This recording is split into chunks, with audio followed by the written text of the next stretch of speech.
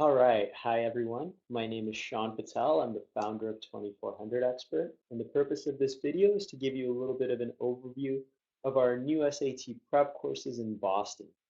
So just a little bit of background on me first. When I was in high school, I didn't have a clue about the SAT.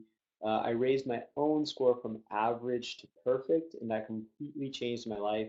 I was admitted into prestigious universities, won $250,000 in scholarships, and even got to meet the President of the United States. I went on to write #1 best-selling books for both the SAT and the ACT, and now I've started 2400 Expert to help other students achieve their goals. And we've had thousands of students take our courses, many of whom have gotten into Ivy League universities, some have gotten millions in scholarships, and some have even gotten perfect SAT scores themselves. So that's a little bit of background on me and the company. What I'd like to start with is probably the most frequently asked question by parents regarding the SAT, which is, when should my child start studying for the SAT? And my recommendation for that is pretty much as soon as possible. So a lot of people wait until their spring of their junior year or maybe even fall of their senior year.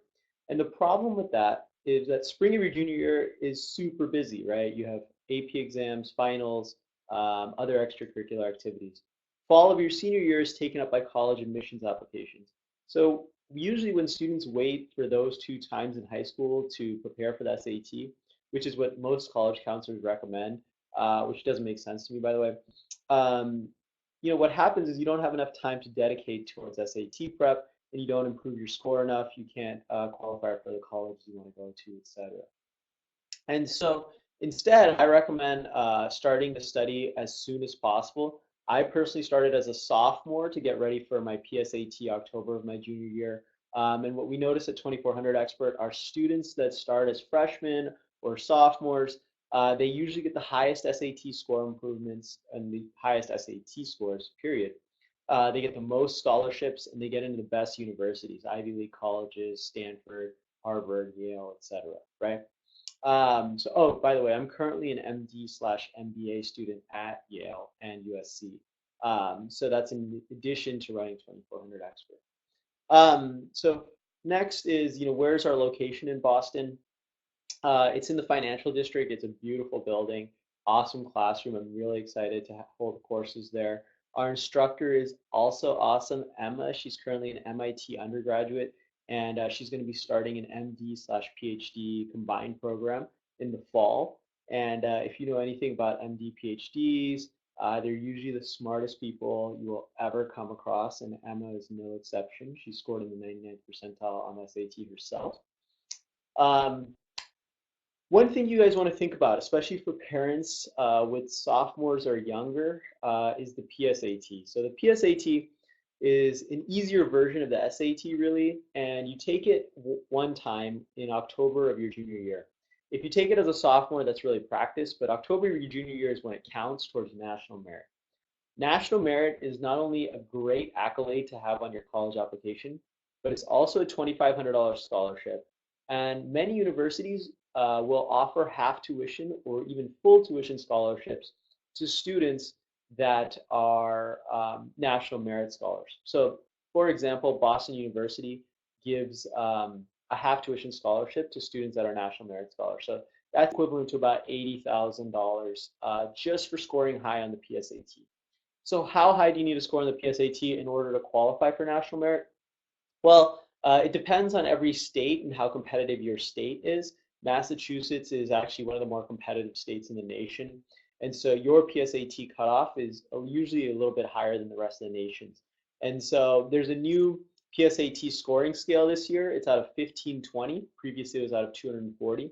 So I estimate that the cutoff for national merit for Massachusetts will be around 1420.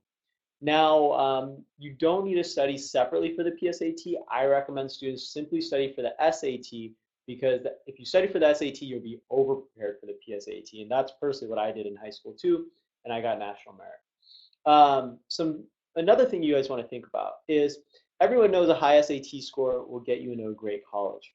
But a high SAT score will also win you lots of scholarship money to go to college.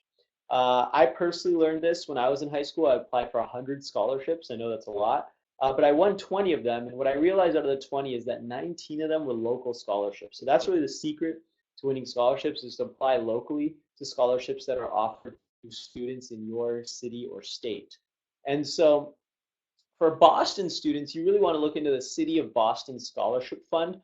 They offer a lot of scholarships directly to students who are in the Boston area, and so that's just one example of a local scholarship you want to be applying for.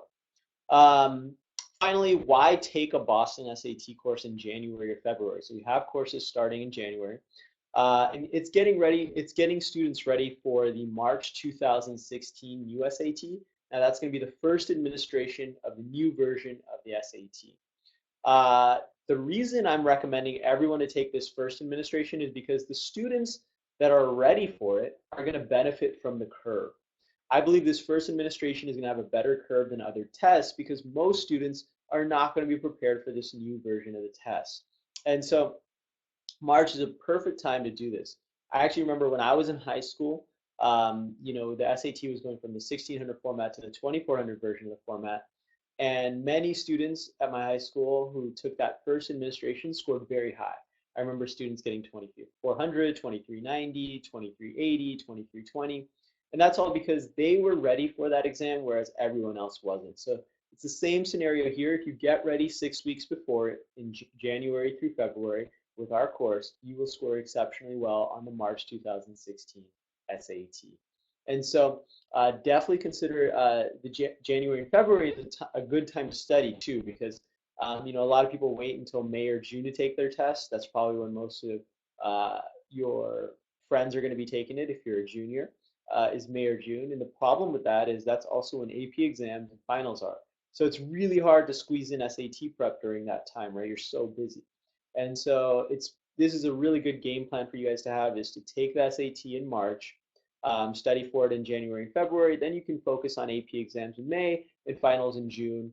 And hopefully you just get a great SAT score in March that you don't have to ever take it again. But if you do, you can always take it again fall of your senior year and get ready for it over the summer. But this is a really good time to take advantage of this first administration of the SAT, as well as it's a good time in high school to be studying for the SAT. All right, guys, hopefully we see you in our Boston classes soon.